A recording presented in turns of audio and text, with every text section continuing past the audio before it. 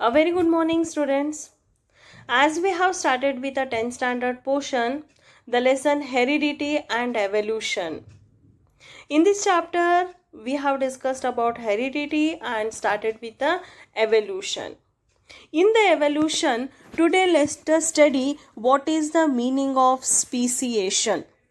So in today's class, we are going to learn what is speciation, most important requirement for speciation and how speciation occurs. So let us learn the meaning of a speciation. Speciation nothing but formation of a new species from the existing one or from old ones. Because of reproductive isolation, we find the formation of new species from the old species. Here is one area which is full of green colored plants, bushes. On that you can find the red colored beetles. Because of some reasons, some beetles were moved to some other part of the earth. It may be by the climatic condition, temperature, wind speed, or whatever it is. Then as you know, they started reproducing among themselves in a separate groups. We will call it as a reproductive isolation because both the groups of beetles are in different parts of the earth. So they started reproducing among themselves. As the days goes, means the generations, because of the error in the DNA sequence, they changed their color. Look at the second situation, the green colored bushes turned into brown. It may be because of the more factories in that area because they used to release large amount of smoke. Because of that, the bushes, the green leaves turned into brown. In the first situation, crows were more and easily they can see the red colored beetles used to pick and eat. In the second situation, lizards were more to eat the beetles but not the crow. As just now I said, because of the change in the DNA sequence, color of the beetles changed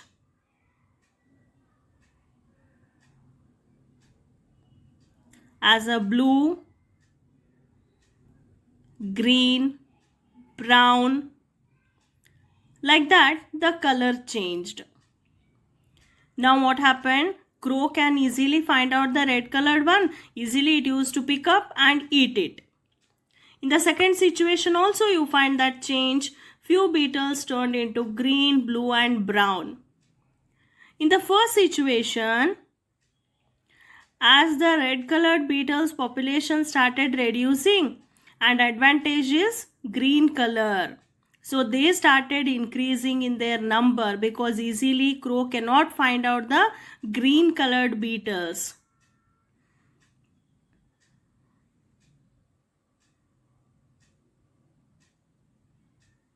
Yes, you can see there only green colored beetles. In the second situation, students, lizard easily used to pick red, green, blue and all, but brown is the advantage to that situation. So brown colored lizards survived, not lizards, sorry, beetles survived and they increased in their population. With this, what we can understand, students? They have formed separate to two groups. Reproductively, they have isolated. They have stopped completely reproducing. Between brown and green I am talking.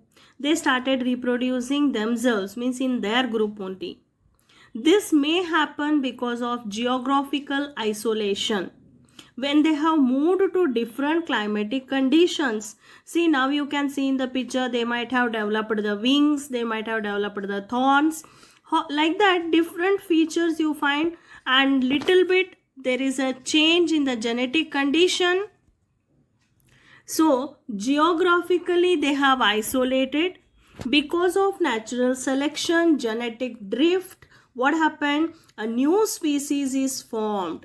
See, red color now what you can see, no, that is the one from where this brown and green color evolved, and these two are the new species, and this is called as the speciation.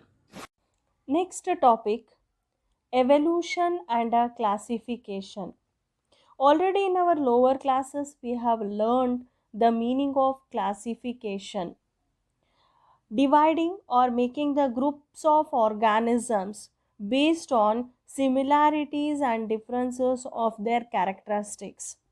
The same principle even we are using for understanding evolution and classifying the organisms, means classifying the organisms based on their evolution, again depending upon the similarities and differences we are going to classify. Yes, students, let us study some examples to understand the evolutionary relationship. Here is the structure of a bat. Consider the wing of a bat, flippers of a whale. We will not call as the wing, it is called flippers, and the hands of a man. If you consider and observe the structure carefully, all the three structures you observe carefully, they are used for different purposes. The function is different. Then what about the structure? If you observe the structure of bones, just a second. Yes, as you can see, to distinguish, we will make it with the colors.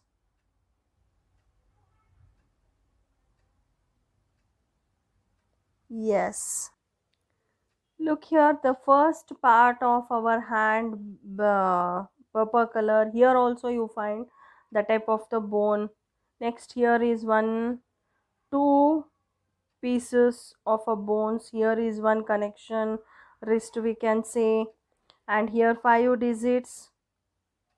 In dolphin it is 4, in bat again 5. The same digits continued, means what we can say, students, structure is same, function is different. So such these are the evidences for the evolution called as homologous organs. So all the three are with a common ancestor. With their structure we can understand all the three are having common ancestor. Although their structure is same, different function, common ancestor, so called as homologous organs. One evidence for evolution.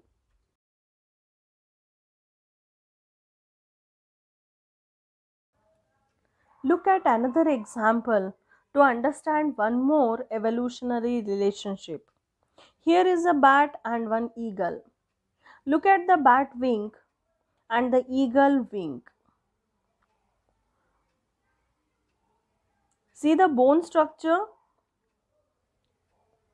This is the first bone in both, second bone.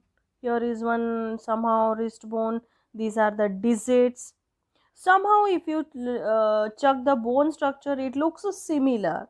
So we don't want the bone structure now. Let us take the structure of the wing. Made up of what? That we will think. Look at the wing of the bat.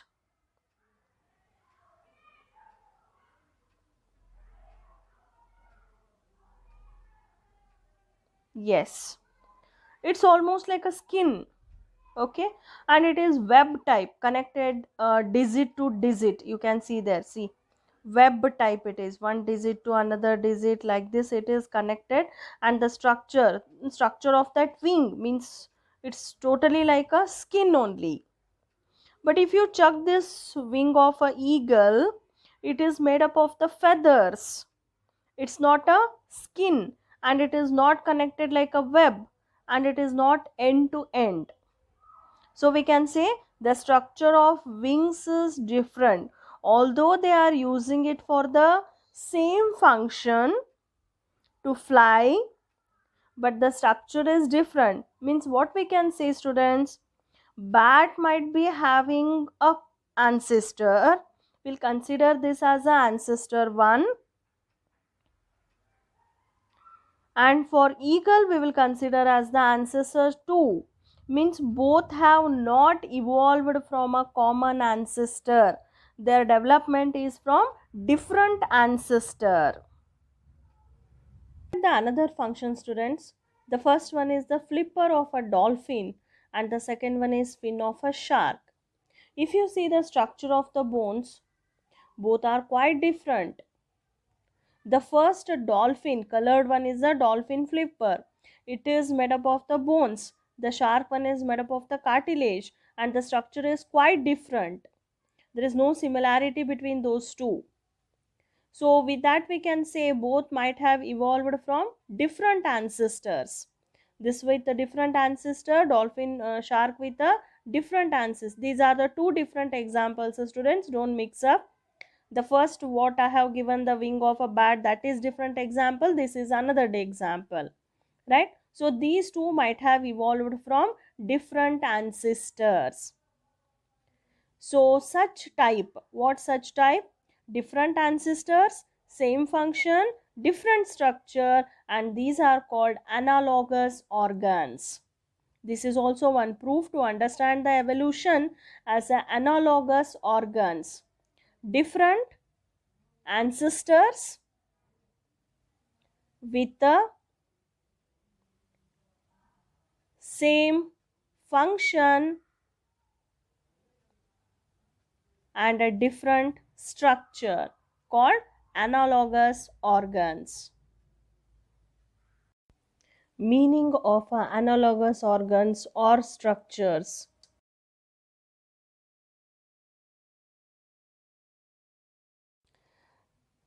Look here, students. We know that birds have evolved from the dinosaurs.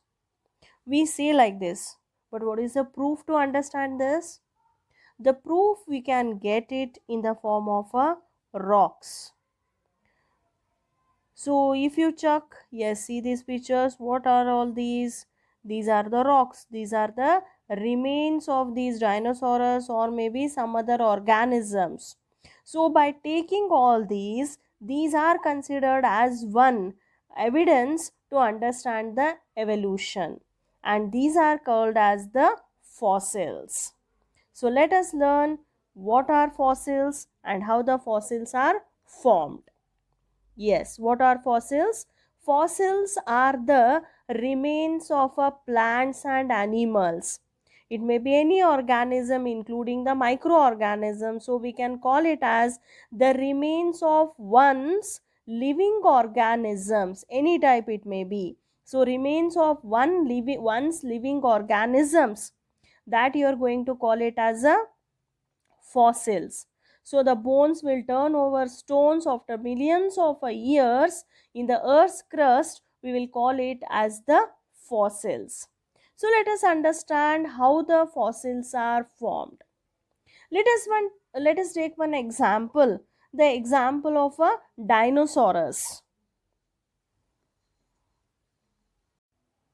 Look here. There is one example of a dinosaurus which is died. Afterwards, what happens, students? As you know, the body, the flesh, everything will get decomposed by the microorganisms. Even bones will get decomposed, but it takes the time. It's a one slow process. So before it get decomposed, if it has buried in the earth's crust, because of many of the climatic conditions, it may happen, but not with all the organisms. If it is buried under earth's crust and if it is not exposed to the oxygen, so there is no action of the microbes, and after millions of years if it turns into rocks, so that we'll consider as the fossils and we will take it as one evidence. And the same thing happens if it is near to the water resources. Means if this dead body of the dinosaurus or any organism, if it falls in the water, what happens during that time? Just see.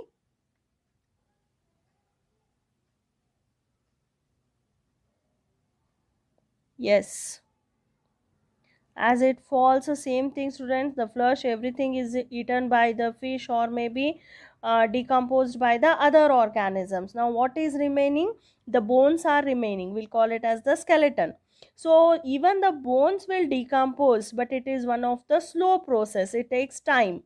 Okay, so before it decompose, water, nothing but you are getting the sand, it may be the soil, it may be the stone, so many things are there. So these are all the things may fall on that. And look there how the layers are forming, layer by layer if they start forming.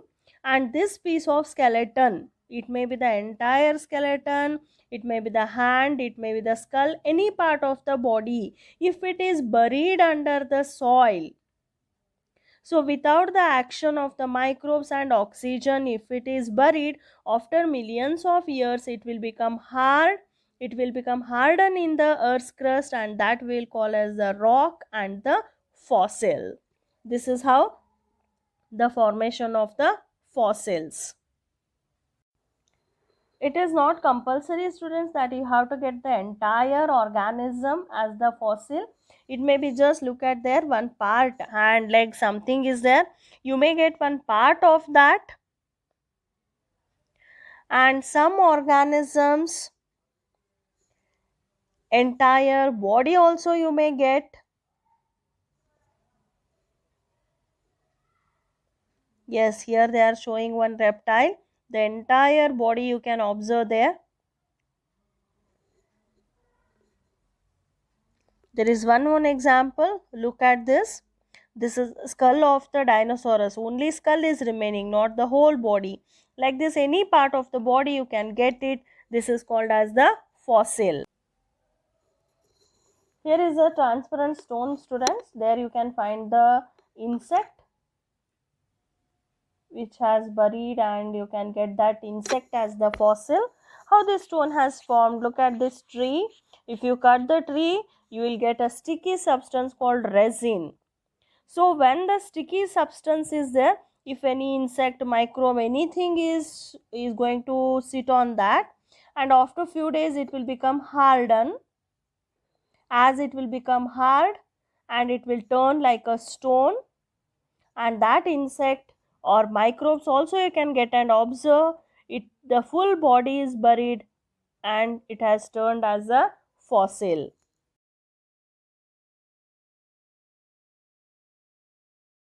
Evolution by stages. Continuous changes in the environmental condition directly influence the organism and tend to affect their structural organization. Thus, new structures are produced in the organism because of the arising of new need or desire. The characteristics acquired are passed to the progeny, and after a number of generations, new species is produced. The origin of some organs and a species helps us to understand evolutionary stages. For that, let us take the example of the eye. The complicated organ like an eye cannot be generated by a single DNA change. So this complex structure of eye must have evolved over generations. Eyes of insects, octopus and vertebrates are structurally different. This tells separate evolutionary origins. Next example, like a feathers. Origin of a feathers was for the purpose of providing insulation against the cold. Later feathers were used for the purpose of a flight. Next example, like a cabbage. Humans have been a powerful agent in modifying wild species to suit their own requirement. Many crop plants like broccoli, cabbage, cauliflower, etc. have been produced through the selective breeding. By tracing out evolutionary relationship of these plants, what is the conclusion? All these have evolved from common ancestor, that is wild mustard. Evolution should not be equated with the progress. In the process of tracing species, consider species as a tree. The important things that need to be considered are, as in tree, multiple branches are, as multiple adaptations are possible at each and every stage of process of a evolution. Irrespective of elimination of the species, new species are formed. But that does not mean old species will disappear. It will depend upon the environment. As we discussed in the earlier, beetles, when two populations are isolated by geographical isolation or by reproductive isolation, there is a change to develop in their gene flow, which is called genetic drift. The natural selection and genetic drift together led to the formation of a population that cannot reproduce with the original ones. Let us discuss about the human evolution. In the earlier generation, human beings and chimpanzees were with the common ancestors. When breeding between two different individuals is impossible, it will lead to different species. The two resultant species have probably evolved in their independent way. Evolution is simply the generation of diversity and the shaping of the diversity by environmental selection. Still on earth, simplest life forms of the earliest one are surviving. Best example is the bacteria. It can survive in any of the climatic condition. The tools for tracing evolutionary relationship like excavation, time dating, studying fossils, or DNA sequence determination, which helps us to know. As we all know, there is a great diversity of human forms and features across planet. The commonest way of identifying human forms is by skin color and so called as the human races. Somewhere with the yellow, black, white, brown, there is no biological basis or to the notion of the human beings. Thousands of years ago, we all come from Africa. The earliest members of the human species, Homo sapiens, can be traced in Africa. Our genetic footprints can be traced back to our African roots. A couple of hundred thousand years ago, some of our ancestors left Africa while others stayed and spread as residents across African. The migrants slowly spread across the planet from Africa to West Asia.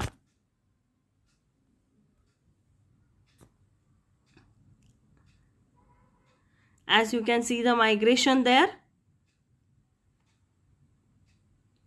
West Asia, Central Asia, Eurasia, South Asia, East Asia, and few traveled to the islands like Indonesia, Philippines, and some crossed the Bering land bridge and they stood in America.